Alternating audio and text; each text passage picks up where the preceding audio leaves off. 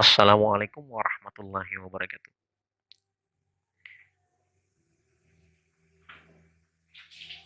Jumpa lagi di Adi Sudsan Channel. Pada kesempatan ini saya akan mencoba berbagi dan menjelaskan tentang bangun dat sorry tentang bangun datar segi banyak. Ya, dibangun segi banyak. Jadi ini dipelajari di kelas 4 sekolah dasar. Ya. Bangun segi banyak. Tapi sebelum itu, sebelum kita lanjut, sahabat YouTube yang belum subscribe, silahkan di subscribe dulu. Nah, kalau kita sudah subscribe, kita lanjut. Jadi yang akan kita bahas pada kesempatan ini adalah tentang bangun segi banyak. Ya. Jadi yang pertama akan kita bahas adalah pengertian segi banyak. Jadi segi banyak itu adalah bangun tertutup yang seluruh sisinya dibatasi oleh ruas garis dan jumlah sudut yang ada sama banyak dengan jumlah sisinya. Jadi dia tertutup, contohnya seperti ini ya. Ini segitiga, segitiga. Ini segitiga ini termasuk segi banyak ya. Jadi dia tertutup, ini nggak ada yang terbuka, dia tertutup, kemudian dibatasi oleh ruas garis. Kemudian jumlah sudutnya ada 3, sama dengan jumlah sisinya ya. 1, 2, 3 sisinya. Sudutnya 1, 2, 3. Yang ini juga begitu. Jadi ini persegi panjang ini juga termasuk segi banyak karena dia dibatasi oleh ruas garis dan tertutup. Tidak ada yang terbuka ya. Sama juga dengan ini.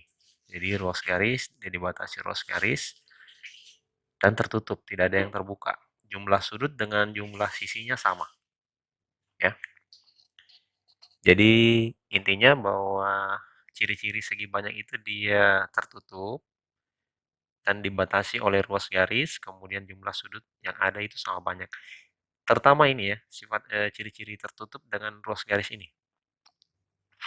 Jadi kalau dia terdiri dari dibatasi oleh garis lurus, kemudian tertutup, maka itu segi banyak.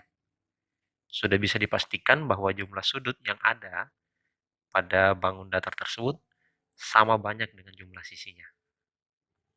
Nah, coba kita lanjut. Ciri bangun yang bukan segi banyak. Coba kita lihat. Yang pertama, bangunnya terbuka atau tidak tertutup, kebalikan dari yang tadi ya. Contohnya seperti ini. Dia dibatasi oleh ruas garis, tetapi ada yang terbuka. Maka ini dia tidak termasuk segi banyak. Kemudian yang kedua, dia dibatasi oleh garis lengkung. Jadi kalau dia dibatasi oleh garis lengkung itu bukan segi banyak. Misalnya ini. Memang ini dibatasi oleh ruas garis tapi ada garis lengkungnya. Jadi dia tidak termasuk segi banyak, ya. Jadi itu untuk membedakan segi banyak dengan bukan segi banyak. Ya. Jadi kita latihan 1. Coba kita lihat. Jadi ini apakah bangun ini termasuk bangun segi banyak? Coba kita lihat. Ada enggak garis lengkungnya? Dia tertutup semua ya. Dia tertutup, kemudian terdiri dari ruas garis yang membatasinya. Jadi ini termasuk segi banyak. Ya, cirinya itu dia bangun datar tertutup dan dibatasi oleh ruas garis. Tidak ada yang garis lengkung dan tidak ada yang terbuka. Ya. Kemudian kita latihan kedua. Ini, coba. Apakah ini merupakan bangun segi banyak? Coba kita lihat. Dia memang dibatasi oleh ruas garis, akan tetapi ini ada yang terbuka. Sehingga ini bukan segi banyak. Dia tidak termasuk segi banyak karena ada yang terbuka. Ya. Kemudian kita berlatih yang ketiga. Coba lihat ini. Apakah ini mau termasuk bangun segi banyak? Coba kita lihat. Walaupun ini tertutup dan dibatasi oleh ruas garis, tapi ada garis lengkung. Jadi kalau dia dibatasi oleh garis lengkung, bukan garis lurus, dia tidak termasuk segi banyak. Jadi ini bukan segi banyak, ya. Nah, cirinya itu bangun datarnya tertutup, tapi tidak dibatasi oleh ruas garis saja, ada garis lengkungnya. Ya. Intinya bahwa ciri bangun segi banyak itu adalah satu, bangun datar yang tertutup dan dibatasi oleh ruas garis. Tuh. Jadi dia tertutup dan dibatasi dan semuanya terdiri oleh ruas garis atau garis lurus ya. Kemudian yang kedua, jumlah sudut dan jumlah sisinya sama. Jadi umumnya kalau di atas ini sudah terpenuhi, umumnya itu jumlah sudut dan sisinya akan sama. Ya. Jadi kalau dia ada lengkung atau ada terbuka, dia bukan segi banyak.